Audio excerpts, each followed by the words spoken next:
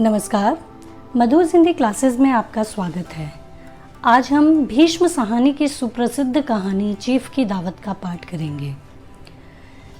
हिंदी साहित्य के प्रगतिशील लेखकों की परंपरा में भीष्म साहनी एक सुप्रसिद्ध एवं समृद्ध लेखक हैं।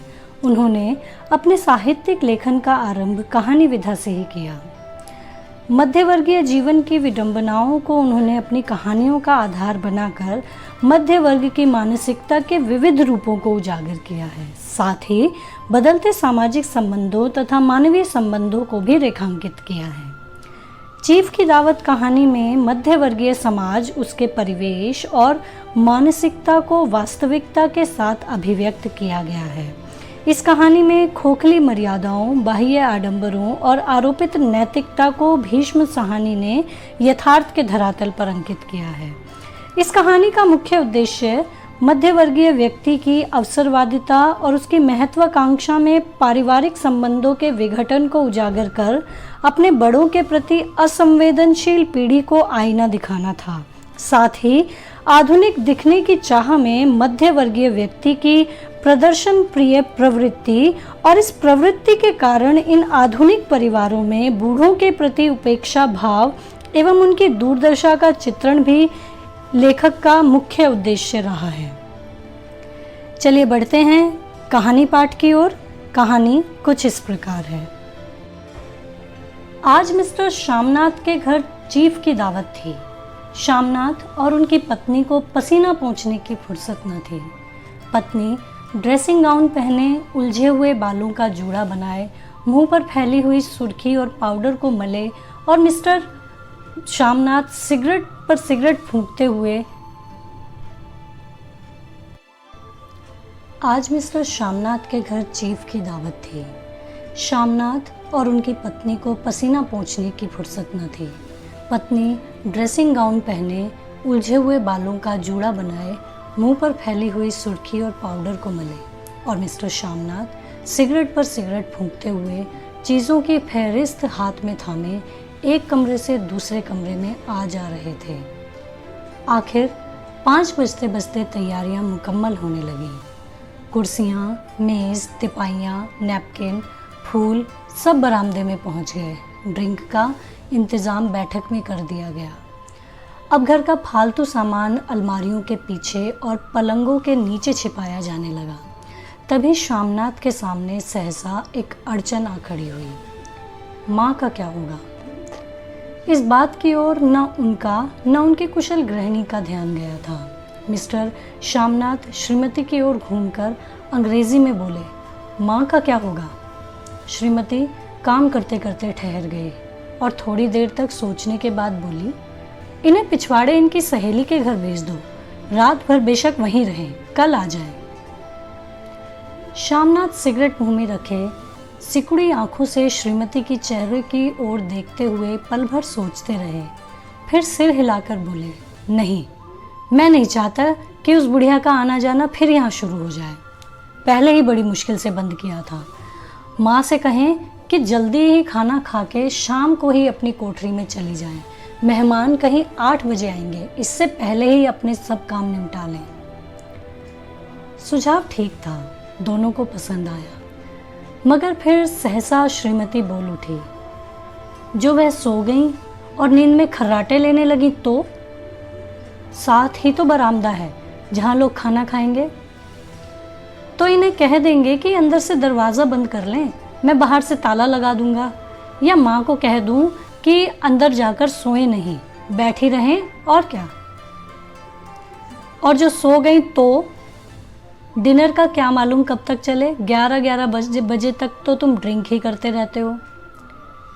श्यामनाथ कुछ खींच उठे, हाथ झटकते हुए बोले, अच्छी भली ये भाई के पास जा रही थी, तुमने यूं ही खुद अच्छा बनने के लिए बीच में टांग अड़ा दी। वाह, तुम माँ और बेटे की बातों में मैं बुरी बनूं? तुम जानो वह जाने। मिस्टर श्यामनाथ चुप रहे। यह मौका बहस का न था, समस्या का हल ढूंढने का था। उन्होंने घूमकर माँ की कोठरी की ओर देखा।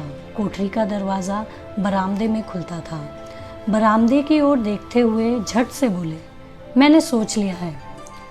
और उन्हीं कदमों माँ की कोठरी के बाहर जा खड़े हुए। माँ दीवार के साथ एक चौकी पर बैठी हुई थी। दुपट्टे में मुंह सिर लपेटे माला जप रही थी। सुबह से तैयारी होते देखते हुए माँ का भी दिल धड़क रहा था।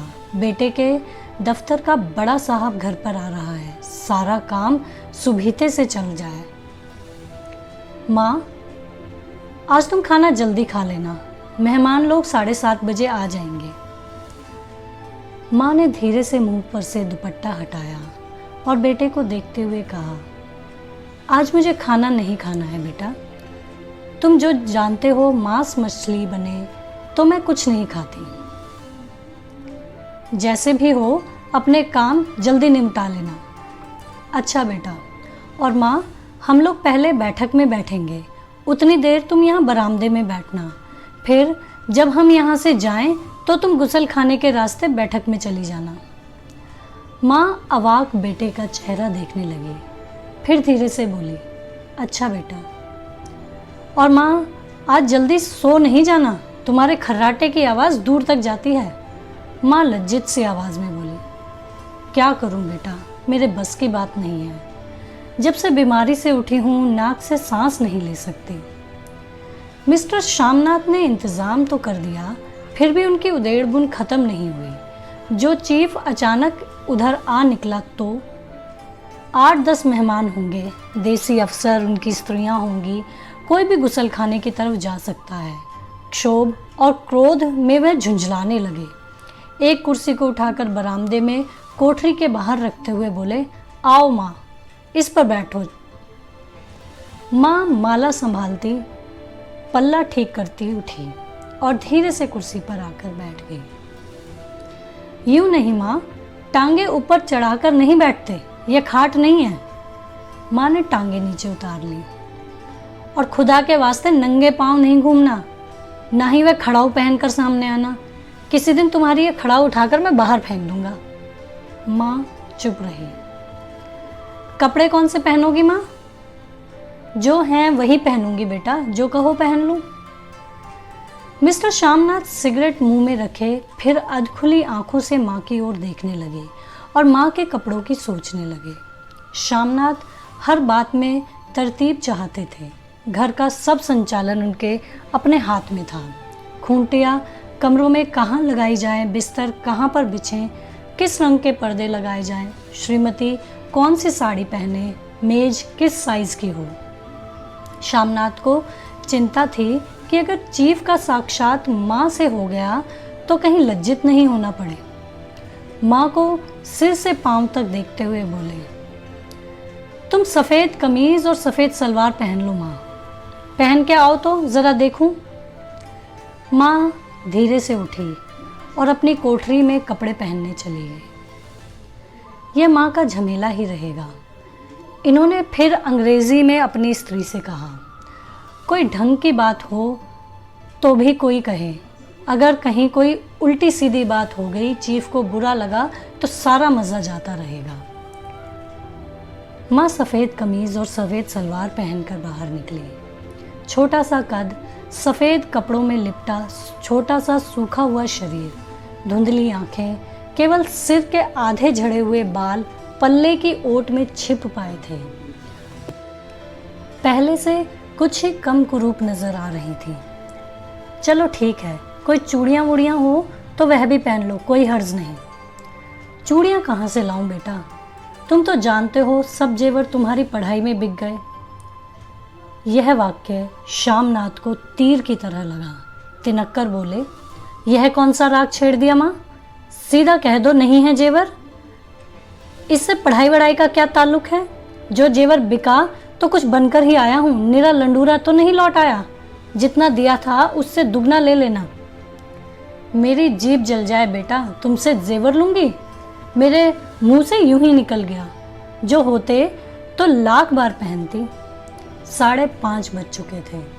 अभी मिस्टर श्यामनाथ को खुद भी नहा धोकर तैयार होना था। श्रीमती की अपने कमरे में जा चुकी थी। श्यामनाथ जाते हुए एक बार फिर माँ को हिदायत करते गए, माँ रोज़ की तरह गुमसुम बनकर नहीं बैठी रहना, अगर साहब इधर आ निकले और कोई बात पूछे तो ठीक तरह से बात का जवाब देना। मैं न पढ़ी न लिखी बेटा, मैं क्या बात करूँगी? तुम कह देना माँ अनपढ़ है, कुछ जानती वानती नहीं है। मैं वह नहीं पूछेंगे। 7 बजते बजते माँ का दिल धक धक करने लगा। अगर चीफ सामने आ गया और उसने कुछ पूछा तो वह क्या जवाब देंगी? अंग्रेज़ी को तो दूर से ही देखकर घबरा उठती थी। यह तो अमरीकी हैं, ना मालूम क्या पूछें। मैं क्या कहूँगी? माँ का जी चाहा कि चुपचाप पिछवाड़े विधवा सहेली के घर चली जाए, मगर बेटे के हुक्म को कैसे टाल सकती थी। चुपचाप कुर्सी पर से टांगे लटकाए वहीं बैठी रही। एक कामयाब पार्टी वह है जिसमें ड्रिंक कामयाबी से चल जाए। शामनाथ की पार्टी सफलता के शिखर चूमने लगी। वार्तालाप उसी रॉ में बह रहा था जिस रॉ में गिलास भरे जा रहे थे। कहीं कोई रुकावट न थी, कोई अड़चन न थी। साहब को विस्की पसंद आई थी, मेम साहब को पर्दे पसंद आए थे, सोफ़ा कवर का डिज़ाइन पसंद आया था, कमरे की सजावट पसंद आई थी। इससे बढ़कर क्या चाहिए? साहब तो ड्रिंक के दूसरे दौर में ही चुटकुले और कहानियाँ कहने लग गए थे। दफ्तर में जितना रौब रखते थे, यहाँ पर उतने ही दोस्त पर परिवार हो रहे थे। और उनकी स्त्री काला गाउन पहने, गले में सफ़ेद मोतियों के हार, सेंट और पाउडर की महक से ओतप्रोत कमरे में बैठी सभी देसी स्त्रियों की आराधना का केंद्र बनी हुई थी। बात बात पर हंसती, बात बात पर सिर हिलाती और शामनाथ की स्त्री से तो ऐसे बातें कर रही थी जैसे उनकी पुरानी सहेली हो। और इसी रॉ में पीते पिलाते 10:30 बज गए। वक्त गुजरते पता ही न चला। आखिर सब लोग अपने अपने गिलासों में से आखिरी घूंट पीकर खाना खाने के लिए उठे और बैठक से बाहर निकले। आगे आगे शामनाथ रास्ता दिखाते हुए, पीछे पीछे चीफ और दूसरे मेहमान। बरामदे में पहुंचते ही शामनाथ सहसा ठिठक गए। जो दृश्य उन्होंने देखा उससे उनकी टांगें लड़खड़ा गई और क्षण भर में सारा नशा हिरन होने लगा। बरामदे में ऐन कोठरी के बाहर माँ अपनी कुर्सी पर ज्यों की त्यों बैठी थी, मगर दोनों पांव कुर्सी की सीट पर रखे हुए और सिर दाएं से बाएं और बाएं से दाएं झूल रहा था और मुंह में से लगातार गहरे खर्राटों की आवाज़ आ रही थी। जब सिर कुछ देर के लिए टेढ़ा होकर एक तरफ को थम जाता तो खर्राटे और भी गहरे हो उठते और फिर जब झटके से नींद टूटती तो सिर फिर दाएं से बाएं झूलने लगता। पल्ला सिर पर से खिसक आया था और माँ के झरे हुए बाल आधे गंजे सिर पर अस्त व्यस्त बिखर रहे थे। देखते ही शामनाथ क्रुद्ध हो उठे। जी चाहा कि माँ को धक्का देकर उठा दे और उन्हें कोठरी में धकेल दे, मगर ऐसा करना संभव न था। चीफ और बाकी मेहमान पास खड़े थे। माँ को देखते ही देसी अफसरों की कुछ स्त्रियां हंस दी कि इतने में चीफ ने धीरे से कहा, पुअर डियर। माँ हड़बड़ाकर उठ बैठी। सामने खड़े इतने लोगों को देखकर ऐसी घबराई कि कुछ कहते न बन पड़ा। झट से पल्ला सिर पर रखती हुई खड़ी हो गई और ज़मीन को देखने लगी। उनके पांव लड़खड़ाने लगे और हाथ की उंगलियां थर-थर कांपने लगी। माँ, तुम जाके सो जाओ, तुम क्यों इतनी देर तक जागी रही थी? और खिसियाई हुई नज़रों से शामनाथ चीफ के मुंह की ओर देखने लगा। चीफ के चेहरे पर मुस्कुराहट थी। वह वहीं खड़े खड़े बोले, नमस्ते। माँ ने झिझकते हुए, अपने में सिमटते हुए दोनों हाथ जोड़े, मगर एक हाथ दुपट्टे के अंदर माला पकड़े हुए था, दूसरा बाहर। ठीक तरह से नमस्ते भी न कर पाई। शामनाथ इस पर भी खिन्न हो उठे। इतने में चीफ ने अपना दायां हाथ मिलाने के लिए माँ के आगे किया। माँ और भी घबरा उठी। माँ, हाथ मिलाओ। पर हाथ कैसे मिलाती? दाएं हाथ में तो माला थी। घबराहट में माँ ने बायां हाथ ही साहब के दाएं हाथ में रख दिया। शामनाथ दिल ही दिल में जल उठे। देसी अफसरों की स्त्रियां खिलखिलाकर हंस पड़ी। यूं नहीं माँ, तुम तो जानती हो दायां हाथ मिलाया जाता है, दायां हाथ मिलाओ। मगर तब तक चीफ माँ का बायां हाथ ही बार बार हिलाकर कह रहे थे, हाउ डू यू डू। कहो माँ, मैं ठीक हूँ, खैरियत से हूँ। माँ कुछ बड़बड़ाई। माँ कहती है, मैं ठीक हूँ। कहो माँ, हाउ डू यू डू। माँ धीरे से सकुचाती हुई बोली, हो डू डू डू। एक बार फिर कहा उठा। वातावरण हल्का होने लगा। साहब ने स्थिति संभाल ली थी। लोग हंसने चहकने लगे थे। शामनाथ के मन का क्षोभ भी कुछ कुछ कम होने लगा था। साहब अपने हाथ में माँ का हाथ भी पकड़े हुए थे और माँ सिकुड़ी जा रही थी। साहब के मुंह से शराब की बू आ रही थी। शामनाथ अंग्रेजी में बोले, मेरी माँ गांव की रहने वाली है, उम्र भर गांव में ही रही है, इसलिए आपसे लजाती है। साहब इस पर खुश नजर आए। बोले, सच? मुझे गांव के लोग बहुत पसंद हैं। तब तो तुम्हारी माँ गांव के गीत और नाच भी जानती होंगी। चीफ खुशी से सिर हिलाते हुए माँ को टकटकी बांधे देखने लगे। माँ, साहब कहते हैं कोई गाना सुनाओ, कोई पुराना गीत, तुम्हें तो कितने ही याद होंगे। माँ धीरे से बोली, मैं क्या गाऊंगी बेटा, मैंने कब गाया है। वाह माँ, मेहमान का कहा भी कोई टालता है। साहब ने इतना रीझ से कहा है, नहीं गाओगी तो उन्हें बुरा नहीं लगेगा। मैं क्या गाऊं बेटा, मुझे क्या आता है। वाह, कोई बढ़िया टप्पे सुना दो, 2 पत्तर अनारा दे। देसी अफसर और उनकी स्त्रियों ने इस सुझाव पर तालियां पीटी। माँ कभी दीन दृष्टि से बेटे के चेहरे को देखती, कभी पास खड़ी बहू के चेहरे को। इतने में बेटे ने गंभीर आदेश भरे लिहाज में कहा, माँ। इसके बाद हाँ या ना का सवाल ही न उठता था। माँ बैठ गई और क्षीण, दुर्बल, लरजती आवाज में एक पुराना विवाह का गीत गाने लगी। हरियाणी माए हरियाणी बहने, हरिया ते भागी भरिया है। देसी स्त्रियां खिलखिला के हंस उठी। 3 पंक्तियां गा के माँ चुप हो गई। बरामदा तालियों से गूंज उठा। साहब तालियां पीटना बंद ही न करते थे। शामनाथ की खीज प्रसन्नता और गर्व में बदल उठी थी। माँ ने पार्टी में नया रंग भर दिया था। तालियां थमने पर साहब बोले, पंजाब के गांवों की दस्तकारी क्या है। शामनाथ खुशी से झूम रहे थे। बोले, ओ तो बहुत कुछ साहब, मैं आपको एक सेट उन चीज़ों का भेंट करूंगा, आप उन्हें देखकर खुश होंगे। मगर साहब ने सिर हिलाकर अंग्रेजी में पूछा, नहीं, मैं दुकानों की चीज़ नहीं मांगता। पंजाबियों के घर में क्या बनता है, औरतें खुद क्या बनाती हैं। शामनाथ कुछ सोचते हुए बोले, लड़कियां गुड़ियां बनाती हैं और फुलकारी बनाती हैं। फुलकारी क्या?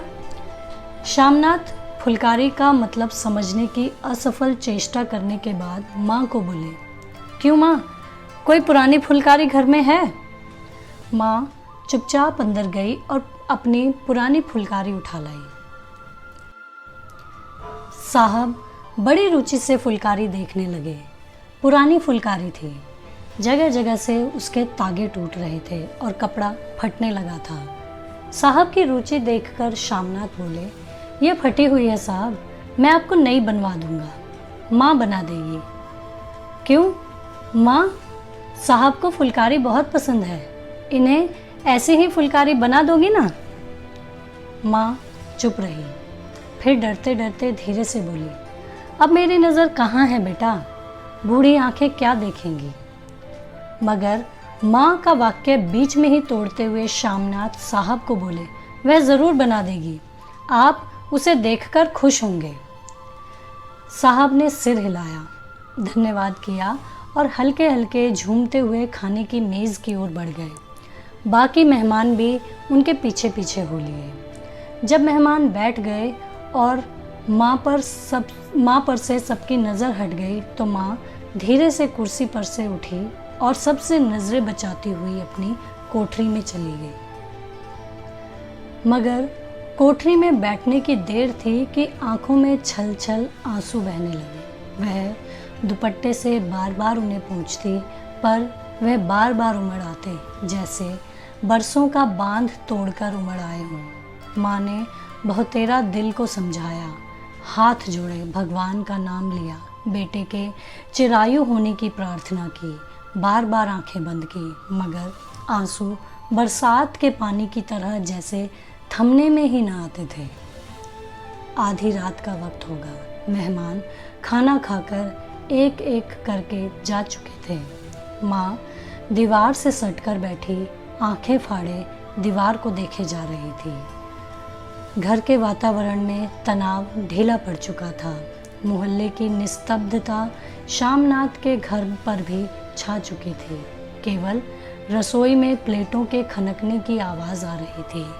तभी सहसा माँ की कोठरी का दरवाज़ा ज़ोर से खटकने लगा। माँ, दरवाज़ा खोलो। माँ का दिल बैठ गया। हड़बड़ाकर उठ बैठी। क्या मुझसे फिर कोई भूल हो गई? माँ कितनी देर से अपने आप को कोस रही थी कि क्यों उन्हें नींद आ गई, क्यों वह ऊँघने लगी।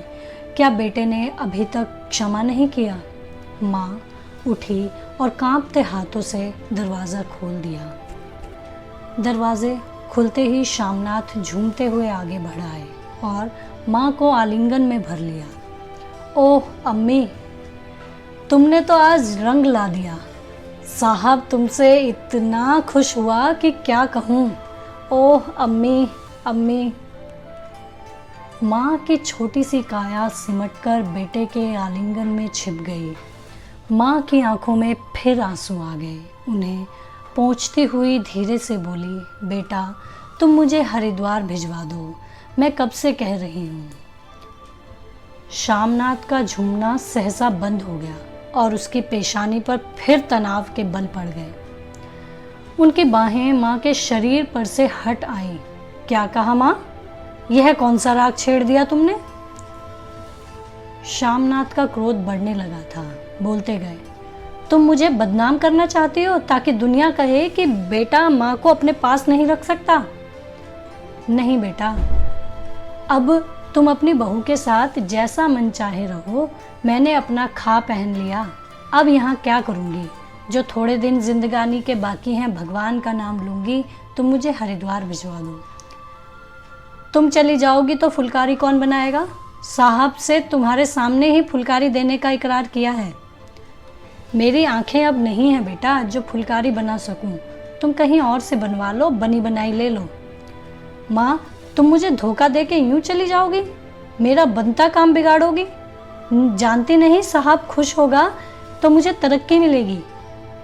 माँ चुप हो गई। फिर बेटे के मुंह की ओर देखती हुई बोली, क्या तेरी तरक्की होगी? क्या साहब तेरी तरक्की कर देगा? क्या उसने कुछ कहा है? कहा नहीं, मगर देखते नहीं कितना खुश हो गए थे। कहते थे जब तेरी माँ फुलकारी बनाना शुरू करेंगी तो मैं देखने आऊँगा कि कैसे बनाती हैं। जो साहब खुश हो गया तो मुझे इससे बड़ी नौकरी भी मिल सकती है। मैं बड़ा अफसर बन सकता हूँ। माँ के चेहरे का रंग बदलने लगा। धीरे धीरे उनका झुर्रियों भरा मुंह खिलने लगा। आंखों में हल्की हल्की चमक आने लगी। तो तेरी तरक्की होगी बेटा, तरक्की यूं ही हो जाएगी। साहब को खुश रखूंगा तो कुछ करेगा, वरना उसकी खिदमत करने वाले और थोड़े हैं। तो मैं बना दूंगी बेटा, जैसा बन पड़ेगा बना दूंगी। और माँ दिल ही दिल में फिर बेटे के उज्जवल भविष्य की कामना करने लगी। और मिस्टर शामनाथ अब सो जाओ माँ कहते हुए तनिक लड़खड़ाते हुए अपने कमरे की ओर घूम गए। कहानी समाप्त। धन्यवाद।